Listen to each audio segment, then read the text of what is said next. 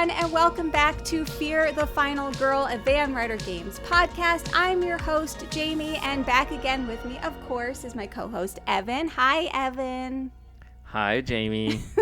We missed you last month. Yes, Okay. I was gone. I was gone last month, and Evan did the podcast without me. That's a first. It was very lonely. Very lonely. Were you? AJ. I was like, was AJ with you? Yeah, AJ was there instead of you, but unfortunately, he is not nearly as charming as you are, Jamie. Yeah, well, you can't win them all, I guess. We are joined today with a very special guest. We have Holly Black, a number one New York Times bestselling author, fantasy queen, and now game designer. Just keep adding stuff to that list. Welcome, Holly. We are so excited to have you with us today. I'd love if you could tell the listeners a little bit about yourself. Hi, thank you so much for having me. Yeah, I'm Holly Black. I write mostly dark fantasy, mostly based on folklore, and I've written for kids, for teens, and for adults. Awesome. Yes, I'm. So, Holly, a little just fun tidbit. When I started my YouTube career years ago, I started on BookTube, and I remember very vividly when some of your new stuff was coming out. And so it's very exciting to be chatting with you today. I talked to some of my book friends, and they were all like, no way, I'm so excited. So it's great to have you in the board game world now with us. God. I love that crossover. That's so kind. Yeah, and when I was a kid, I was a huge Dungeons & Dragons player. Nice. Super loved it. Edited a small gaming magazine for a while back around the time that we were sort of transitioning from kind of like where White Wolf had really, it was really the heyday of White Wolf, into card games and into like specifically Magic the Gathering. And so it's really fun to be back in this world. I love Question. that. Have you ever worked one of your old D&D characters into any of your books? Not per se, but so for a long time, my husband and I would play, we sort of had it was like half D&D, sort of a half invented world, and we would sort of talk about what was happening in it on long car drives. And I have definitely used stuff from that. So not like from a formal campaign, but from like a very informal, like long form invented story that's like half D&D and half like just making stuff up. 1,000% have drawn from it. Yeah. That's awesome. So, my friends, today's episode, we're going to be chatting with Holly about reading, writing, horror, and of course, Enemies and Lovers, which is designed by Holly and published by yours truly, Van Ryder Games. So, yeah, we're excited to get into the chat today, but I'm going to throw it over to Evan because he won't forget his segment this month. You didn't send me the outline, so I don't have it in front of me right now. What? But I would assume my segment is us talking about the things that we've been enjoying recently. It's the same one we do literally every month. Yes. That's the one. If I don't have an outline, I'm lost without the outline, Jamie. If you don't give me the outline, it's doubly it's doubly bad for me. Have we learned nothing about my preparedness for these podcasts? Clearly, my goodness. All right, so this is the part where we like to talk about what we've been experiencing in the world of pop culture. So, Holly, we will start with you. What is something you've watched, played, read, enjoyed lately that has really stuck with you? Well, so I have been a big Martha Wells fan for a long time, and so super enjoyed Murderbot this past summer. Loved it so much. It's super interesting to see the ways in which it was. It did everything exactly like the novellas, and also the ways in which it didn't. And I just thought they did a fabulous job. I guess the other thing, I've been listening to the podcast If Books Could Kill, which everyone told me I should listen to, in which self-help books get broken down by two very charming hosts and talked through, and I've really enjoyed that.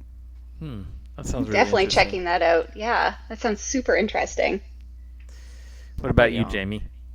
Oh, well, I just got back from my annual Disney World trip, and every time we go, my husband and I always go to the AMC theaters in Disney Springs because I am from a very small town in Canada that doesn't even have a movie theater, but our movie theaters don't have fancy heated seats that recline, and so it's like a special treat.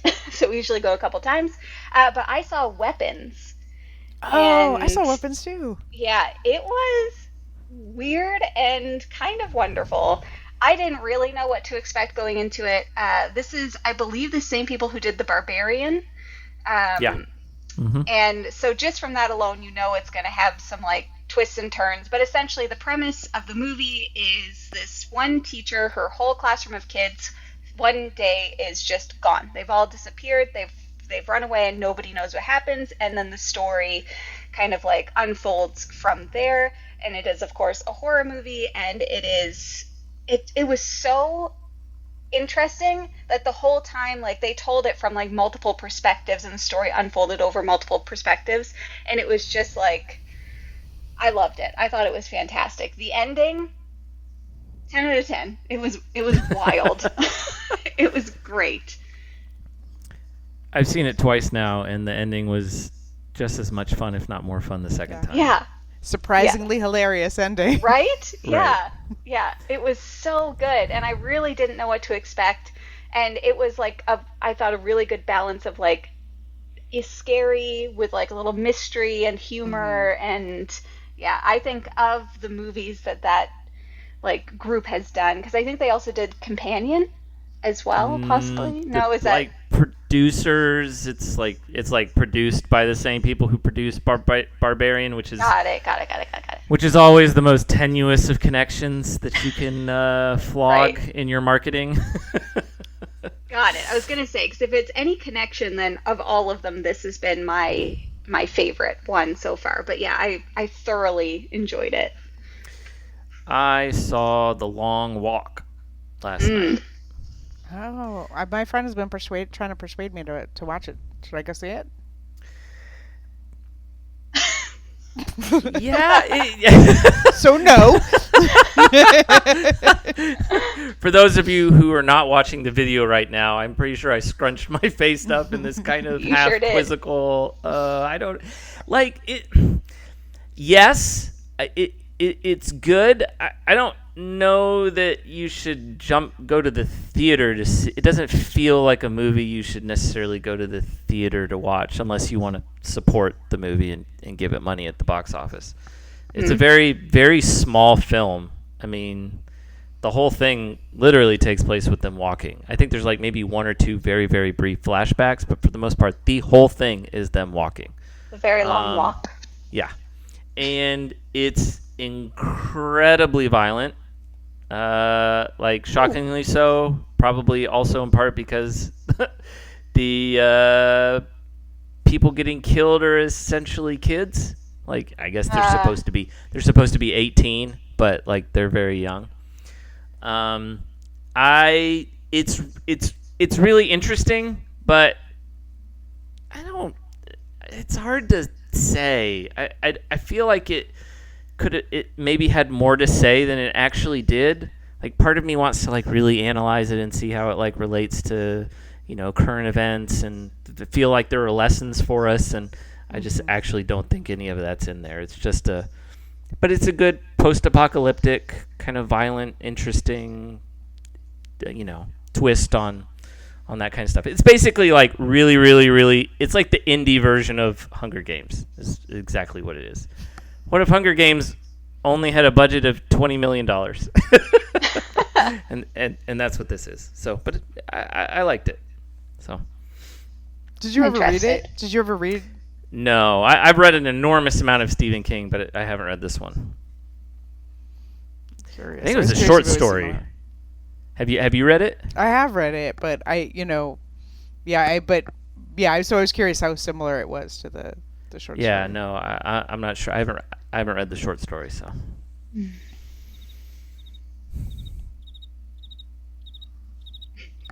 So. What happens next? Yes, Holly. Good question. All right. Now I'm looking at the outline. Oh no! I get 2 segments in a row. See. Yeah. All right. So see, we use my ineptitude for comic relief, so it That's really true. works out. It makes the whole show a lot more charming and interesting. All All I'm right, so charmed and interested. are you charmed and interested, Yeah. Holly? Good. That's great.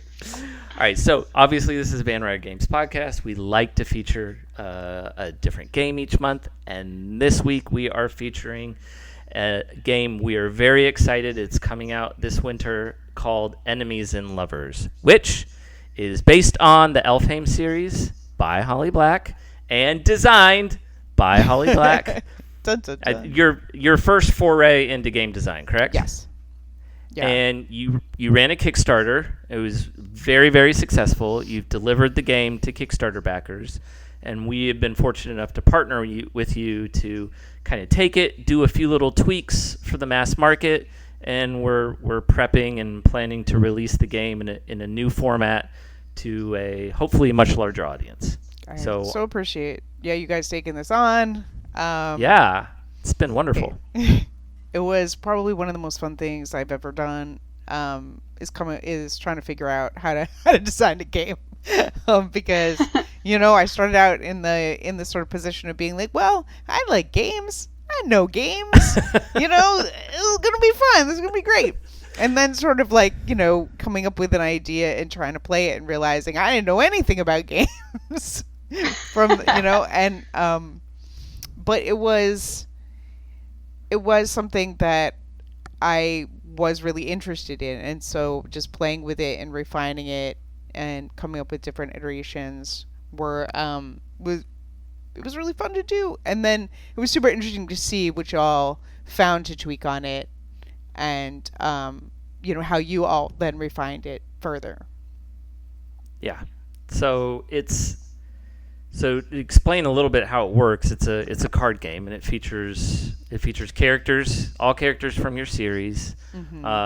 and different themes, and the artwork is absolutely gorgeous. Beautiful. Frostbite Studios did it. She's amazing. It's extremely lush and lovely. The premise is that you have your hand, where you have your cards that you're playing with. You have your court, which is you must complete, and to complete your court, you need a conspirator, you need a prince, you need a coercion card to link the two of them so that you can manipulate your prince, and then you need the crown of Elfheim so you could stick it on that unworthy prince's head, and then you can rule Elfheim through them.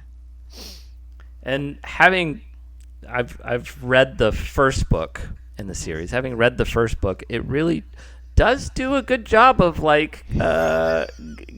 gathering the core ideas of manipulation, betrayal, political machinations, and it puts it all in there. Romance. You could romance your prince into a little romance.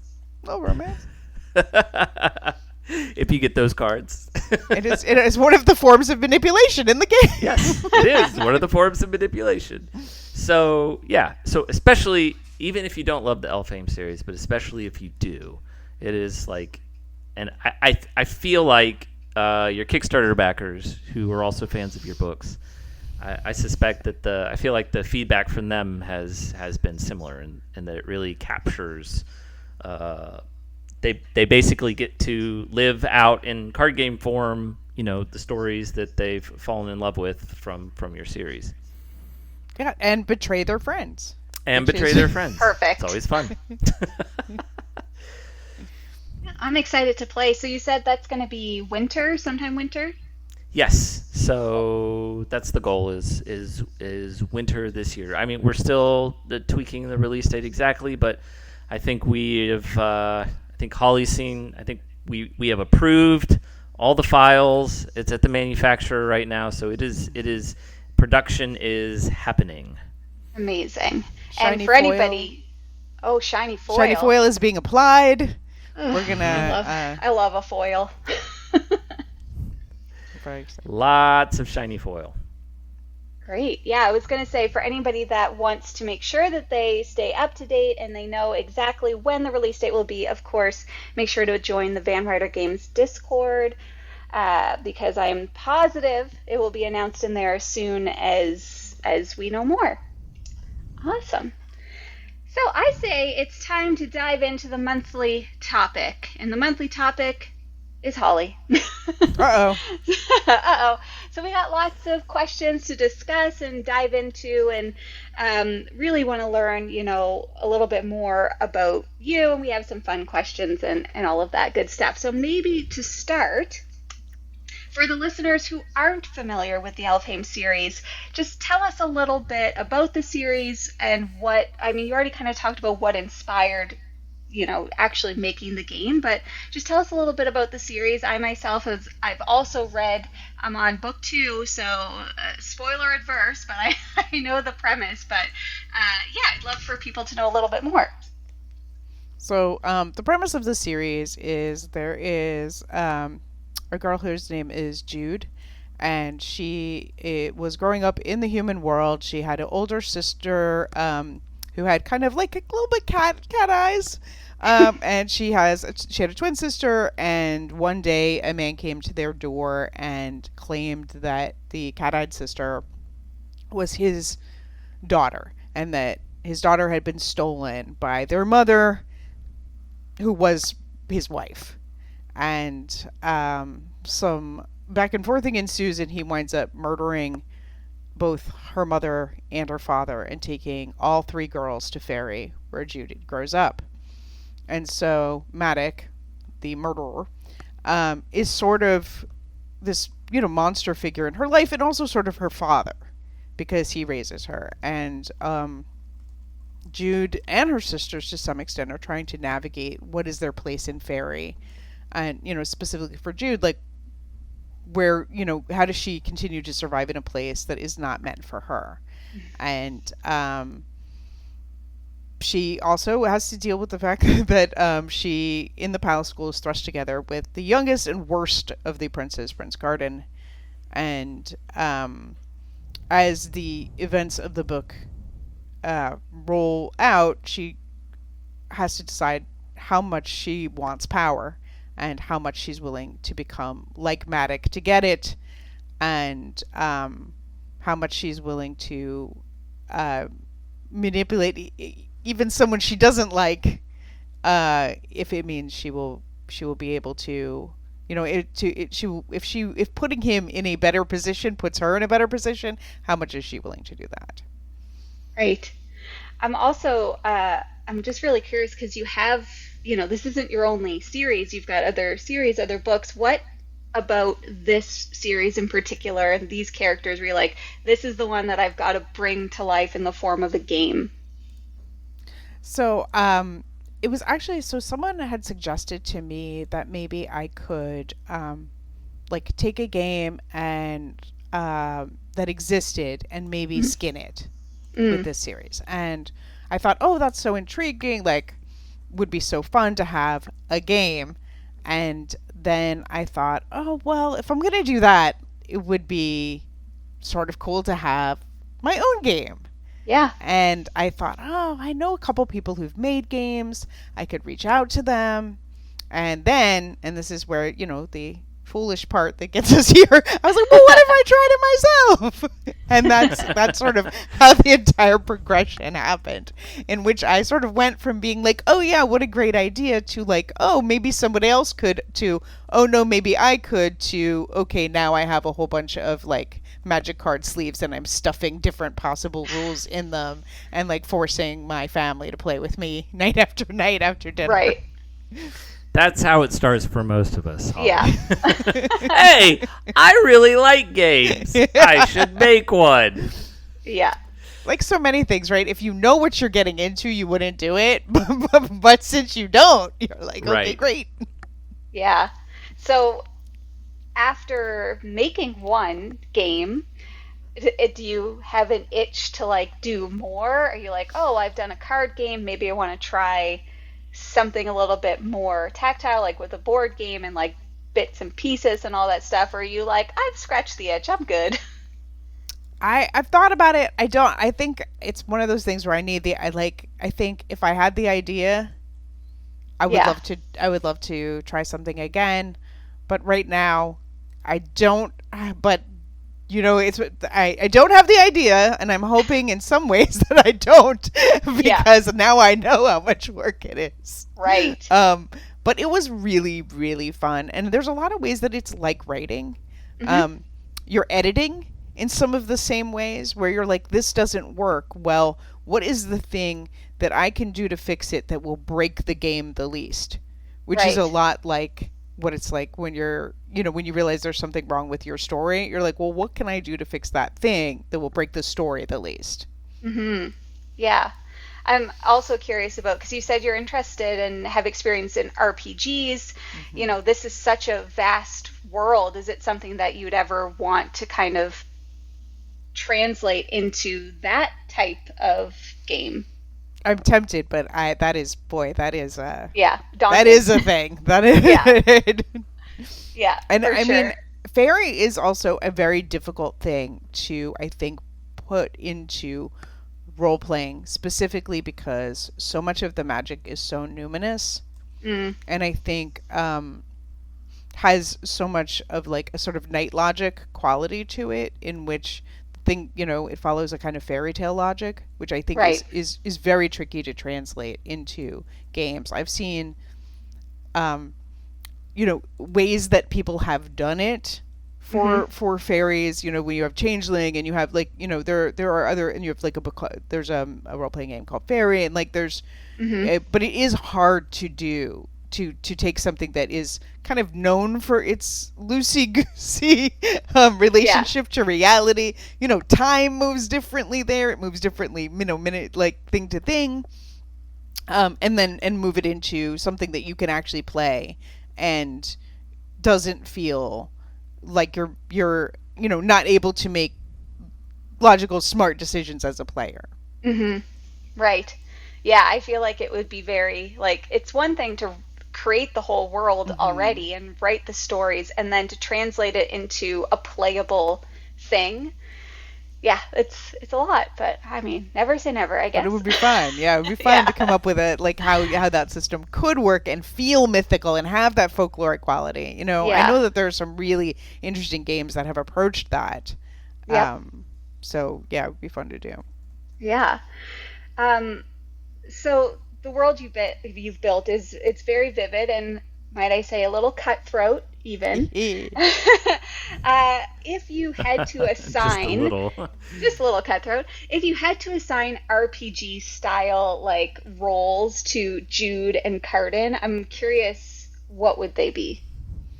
So I think Jude, sits firmly in the rogue category. Oh Yeah, yeah, rogue for Um, sure. definitely. but Carden's problem is that he is, as he begins the series, not really good at a lot of things. He's very good at drinking, um, and Yeah. and being awful. Uh, and over the course of the series, he does discover things that he is good at. He's a good talker. He's very good at Hmm. convincing people of things, and that is a bardic quality. Hmm. But I'm not sure I can fully get behind him being a bard. He's a very, very lazy bard with few instrumental Right, slash no singing instrument, skills. right, absolutely no instruments. If you could be sort of just a bard of Give him a talking, tambourine. Right. convincing people of things. Right. Yeah. I think he Yeah. lives in the monster class. I think he. Yeah. Right. It's so true. Um, there's so much like yearning and conflict in this series. Why do you think the enemies to lovers trope in particular hits so hard with readers, and now with gamers because they're going to get it too? But what is it about that it's like people just really grasp onto it? I know I do. I love It's a it, little twist. it's interesting because as I began writing these books, I thought, man, no one is gonna like this guy. Like Yeah. he's the worst. What am I Right. doing? But this is the thing I wanted to do, so I was like, okay, well, I'm gonna do it. But it is completely surprising how much people are willing to forgive. Yeah. Um, but I think that enemies to lovers in particular, the level of intensity in it mirrors our actual feelings in emotional situations. Like when Hmm. you think about going on a first date with someone, it is a very fraught feeling. It feels dangerous. You do not. It is, we are emotionally shielding our hearts. We Hmm. are going into it with a sense that we could be really hurt. And when you write a story about a first date, it just feels really low stakes. It doesn't feel emotionally true, even if it Hmm. feels extremely accurate. And I think enemies to lovers, while certainly not being accurate to most people's relationship experiences, feels emotionally true to those experiences. Do you Right. have a do you have a example of the trope in either other movies or books that you would like cite as being one of your favorite, apart from your own? Oh, this is a great question that I am entirely unprepared for. I I have mean, one. yeah, I think one of my favorites is "You've Got Mail." right. Oh So yeah. Tom Hanks is the big nasty book publisher, and uh, yeah, so that I always really enjoyed that because they really do hate each other quite a bit. And I do think that that is a thing that like enemies to lovers has to do. It has to like have an actual like personal hatred. Like I see a lot of times rivals to lovers Hmm. being sort of conflated with it, but I do think that the pleasure of enemies to lovers is when you really hate someone personally. Yeah.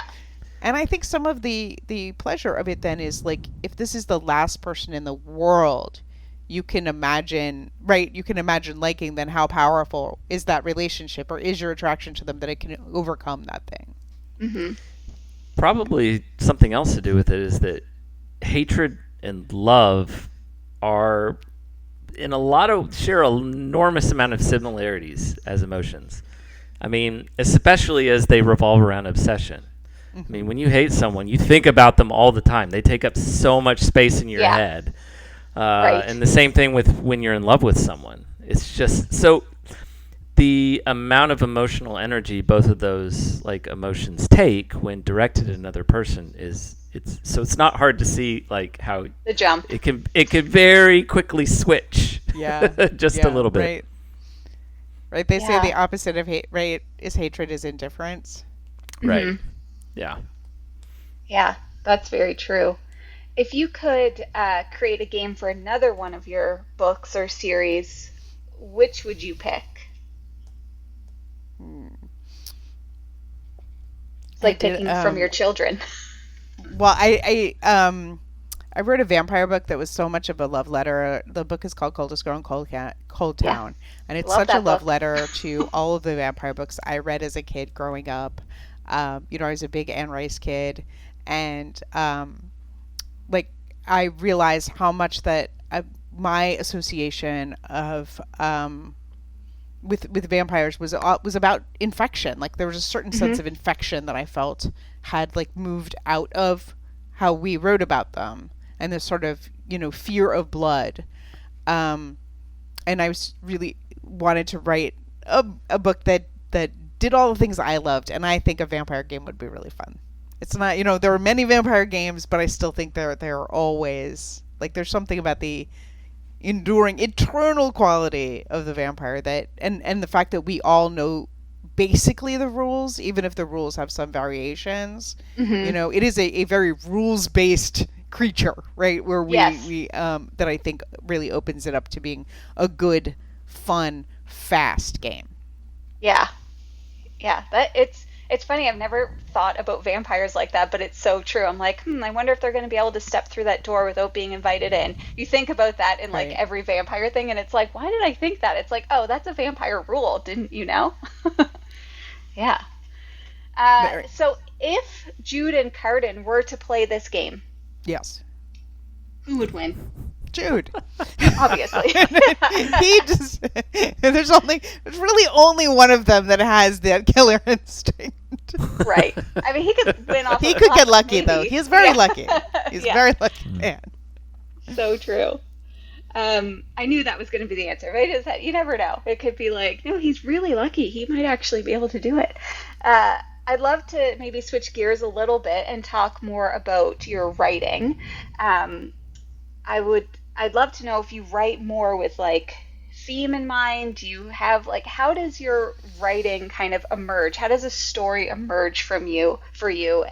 Just how does that kind of come about, I guess?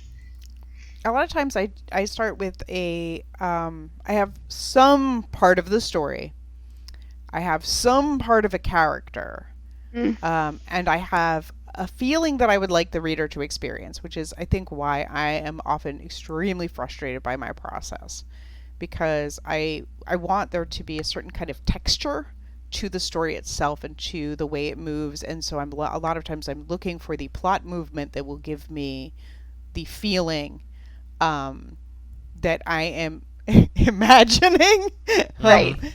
and and sometimes I'll think of an image that sort of encapsulates that, and or I'll think of like a particular character that lives in that space. And I do think about theme to some extent, although often not like the kind of theme that we talk about in high school, right?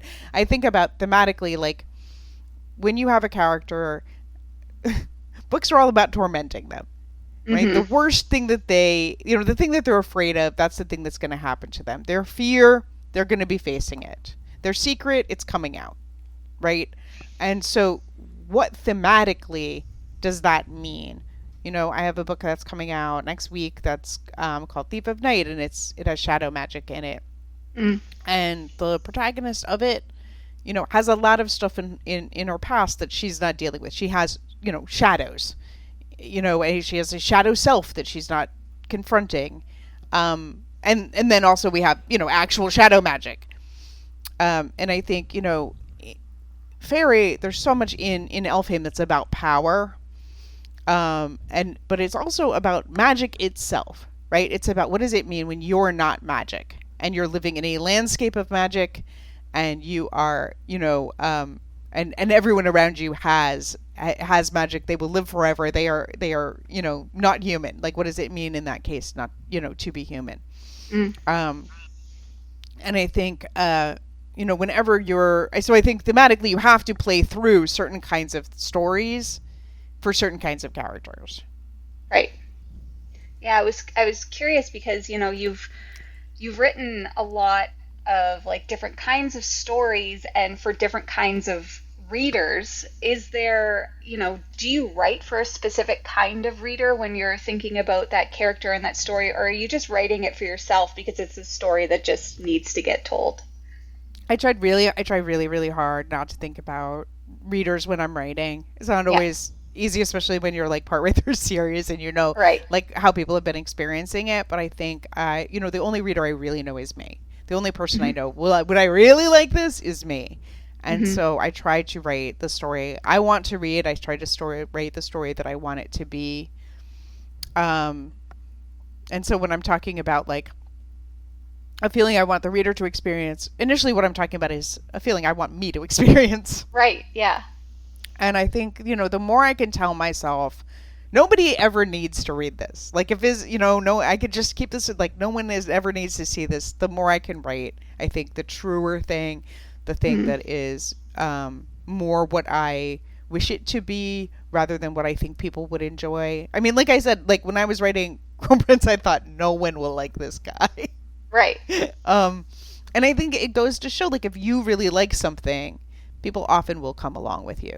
Sometimes they Yeah. won't, and sometimes your thing turns out to really not be, the thing Yep. that universally connects. But I do think that in the specific is the universal.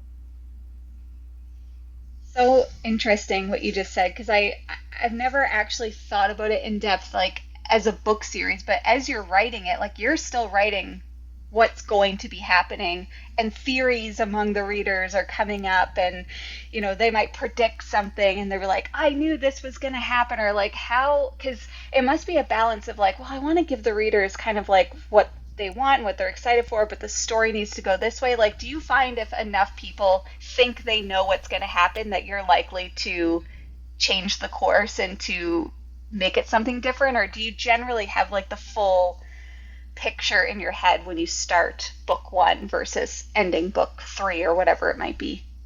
I mean, ideally, I'm enough ahead that I can't, right? Right. Like, because when people are experiencing book one, ideally, I'm mostly done with book two. Mm-hmm.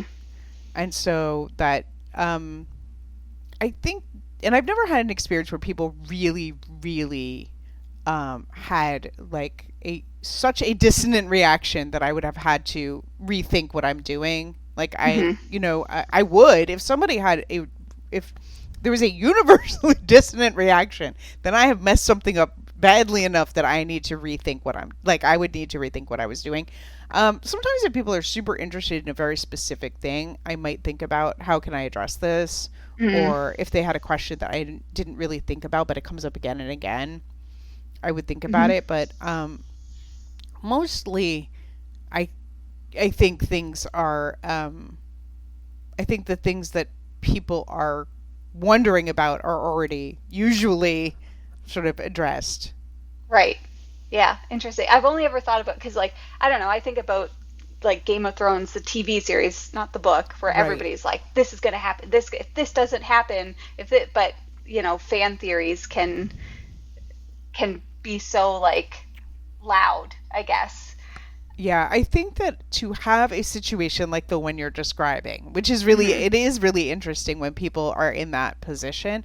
I think Yeah. I would have to be writing a either a longer series Hmm. or a much slower series, because you see theories, I think, crop up when there's a big time lapse. Yeah. And so people are sort of solving for Right. themselves what they think happens and sort of extrapolating in a way that is I doesn't usually happen on a tighter the tighter time frame Hmm. of the releases I've been doing. Right. But yeah, if I ever were writing either something so big that it had as a necessity big gaps, or was over such a was a long enough running series, I could imagine it happening, and I don't know what I would do, because that would be like, I think there's no way not to in some way have to take it into account. Right. I always was amazed that J.K. Rowling managed to finish the Harry Potter series as fast as she did with the amount of like mass fandom and hysteria that was surrounding it as she was writing it. Hmm. I feel like George R. R. Martin's reaction to it is would be what I would happen to me. I'd be like, "Oh no, now I'm paralyzed forever. Yeah. Oh gosh, what do I do?" It is terrifying to think of not finishing. So I will say, like, the idea Yeah. of not Yeah. finishing something is really scary. That something that you just are like, up. My, however, my empathy or sympathy is colored by the fact that the man probably has more money than God. So, if you get Could that say he much money shouldn't have. and you don't Do finish what your you want, series, right? yeah, I Yeah. know, could be worse. Do what you Yeah. want. Yeah, you're Could be good. worse. That's I feel true. like if they were like, okay, Holly, so you're gonna write a series, you're not gonna be able to finish it, but you're gonna get $100 million. What do you choose? I know, right? My like, I know what I look. I know what I choose, but my skin is itching at the Yeah. thought. You could This finish is it, but only you could read it. you can buy a devil's whole bargain you, business you can there. buy a whole lot of anti-itch cream with $100 million. Right, exactly. My heirs would not thank me for integrity in this case. Yeah. So you've been writing for a while, obviously reading, I assume, for longer than you've been writing. What was the book, or was there a book that made you want to become a writer? Like, was there that one special book that you're like, this is like changed my perspective. I want to do this. I think there are probably a lot of books that sort of factored in and changed my perspective on what it meant to be a writer. Um, Certainly, I remember reading the Wrinkle in Time books, Mm. and the Madeline L'Engle books, and then she had a different series called, like, I think Meet the Austins, which were her sort of realistic fiction series.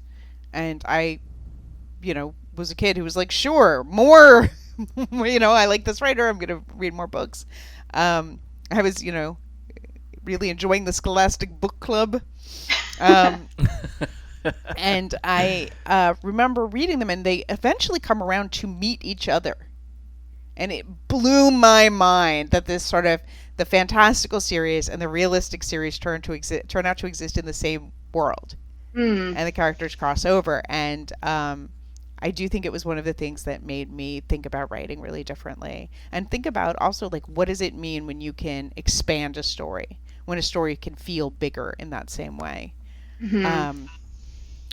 And then I think it was really just loving reading that made me want to write. And it's sad because you're never really going to be able to read your work like a reader. Like you, Right. you know, you only like I mean, the idea of listening to my own audiobook gives me hives. I will only see the problems, but you know, when you're a kid, like what you want is to be able to make for yourself the story that you wish was there. And Yeah. so I think that's how I started, was trying to make that story for myself, and only realizing I was doomed forever. Right. Yeah. Yeah, that's super interesting. I've not read A Wrinkle in Time series or any of those books, but like how you said that the two very different series like come together. That's cool.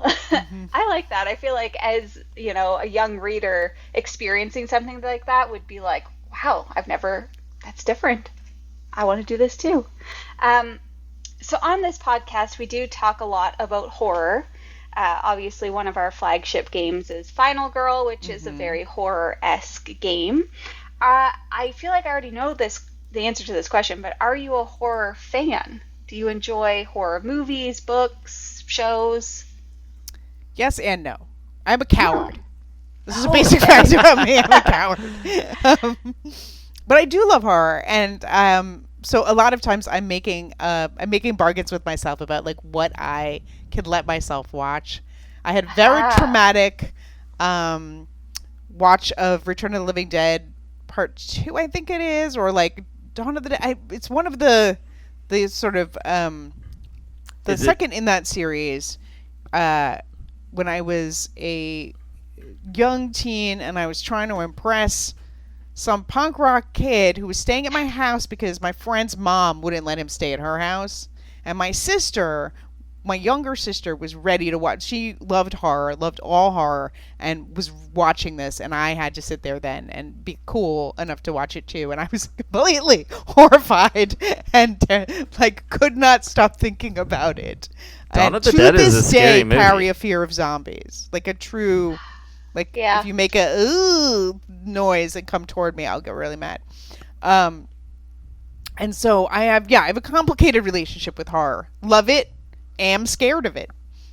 Interesting. Is there a particular type that you lean to that you're a little bit more like chill with, like psychological thrillers versus like, you know, ghosts or monsters types?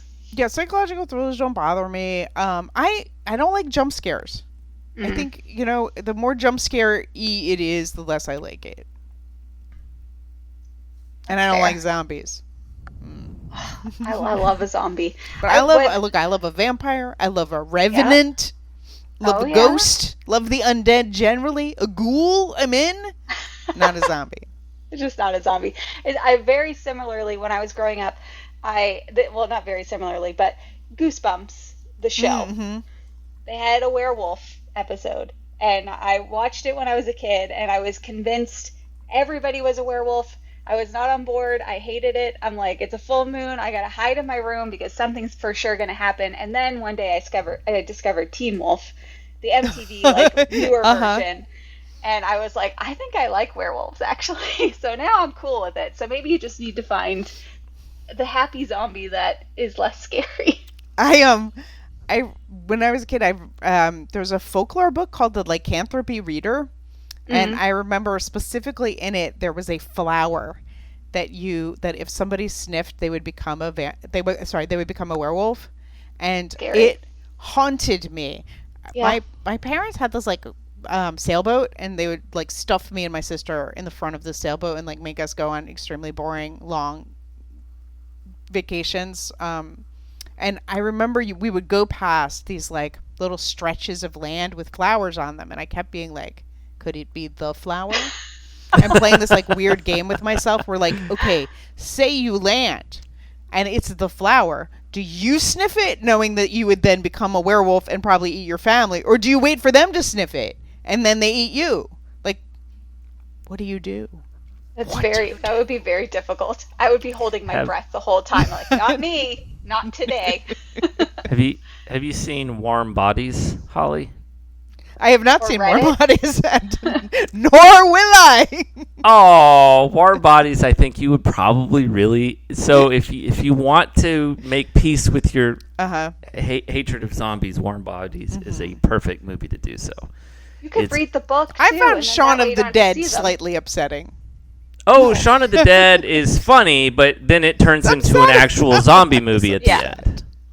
Warm Bodies is basically more of a romantic comedy. It's a love story that just happens to have zombies, but it's more of a romantic comedy than it is a zombie movie. I will consider your position. She's not watching that. It's got Nicholas Hoult in it. It's great. It is great. I do like that one. Okay, so my last question before we get to Evan's fun segment, like I've already mentioned, our flagship game is Final Girl, and I love asking this question to people. So I don't know if you've ever played Final Girl, you know the premise, but essentially you play as a final girl versus a killer, and it's either you or them, and you've got to either kill them or they are going to kill you, and we have so many different feature films, which is what we call them. And so I would love to know, if you were to design a Final Girl feature film, what would you do? So you need to pick a killer, and it doesn't have to be a particular, it could be a type of killer, anything, a location, and a final girl. Okay. In terms of picking a final girl, am I picking from any franchise? You could, yeah. Or am I just making up a girl? Whatever you want to do. You can make it up. You can pick somebody that exists. Totally up to you. Okay. All right. So, I could fight a Cenobite from Hellraiser? Sure could. Mm-hmm. Okay. And I could do it in, let's see, on the beach. Yup. We don't even have a beach location. Perfect. And I like how you are terrified of zombies, but somehow the Cenobites are your... no jump scares. No jump scares. Just slow eternity in hell. Look, don't open the box. It's very easy to don't open the box and you've got no problems. I'm good at not opening things. I would. That box says "Do not touch." I will obey. Right. I'm very very rules follower. All right, so I still need a final girl. Yep.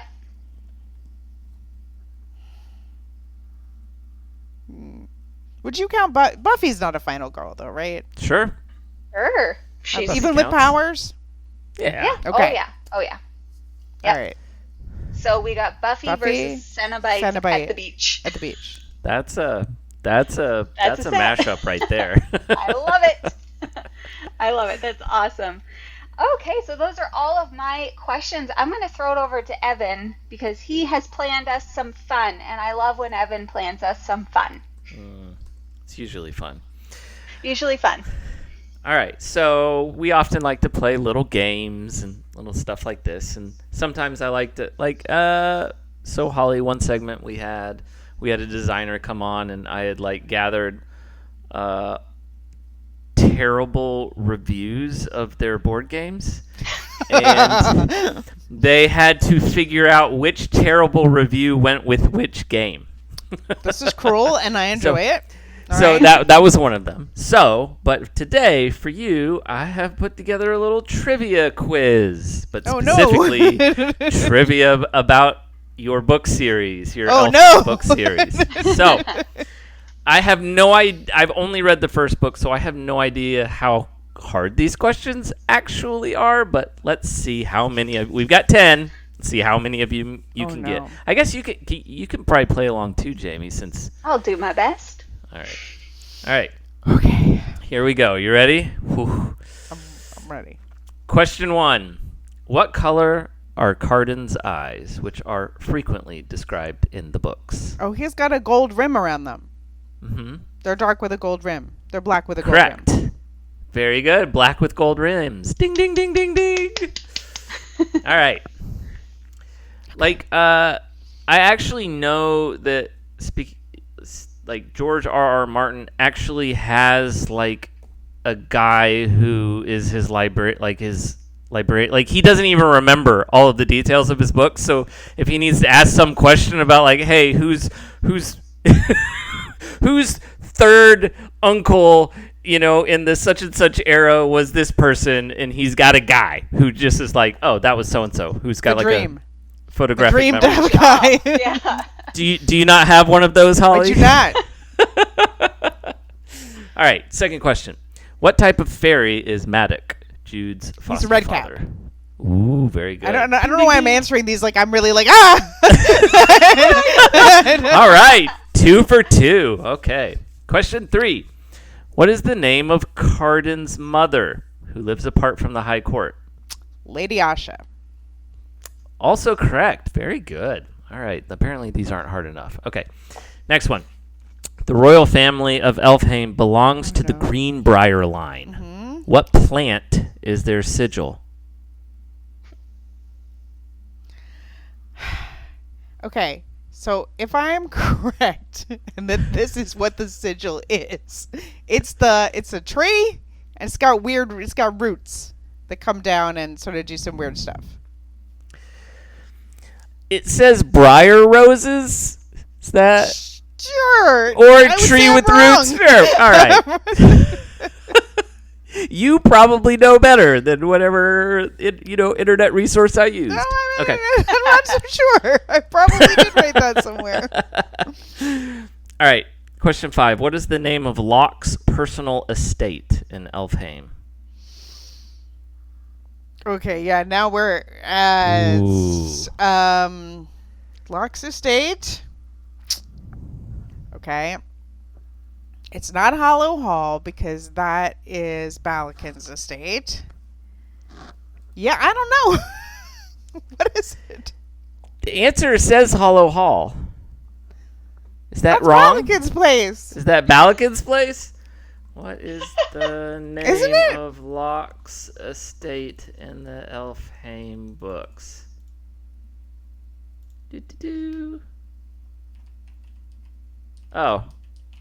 Well, then that trivia question was wrong. It says Locke's residence in the Elfhame books by Holly Black is simply referred to as Locke's estate. Yes. You are correct. Hollow Hall is wrong. I'm going really. I'm really boo good. internet. I'm not failing. All right. You have not failed yet. Okay. Well, I think I did fail once, but on average, I don't that know. still is giving me a 90% internet if I failed. don't mess up. Yeah. What is the name of the mortal city where Jude and her sisters originally lived before moving to Fairy? It's in Maine? I got nothing. Oh, I got you. I think you got. What is it? So, it's never named. Come on! It's a trick question. It's not given a name. That's funny. It is never precisely named. It's simply referred to as the mortal world. See, this is how I save myself a lot of trouble. Yeah. Smart. All right. What's Locke's estate's name? Who can say? Where did they grow up? We're not sure. What is the name? What is the name of the enchanted sword forged by Grimson that Maddock wields in the final battle? Oh, that he wields.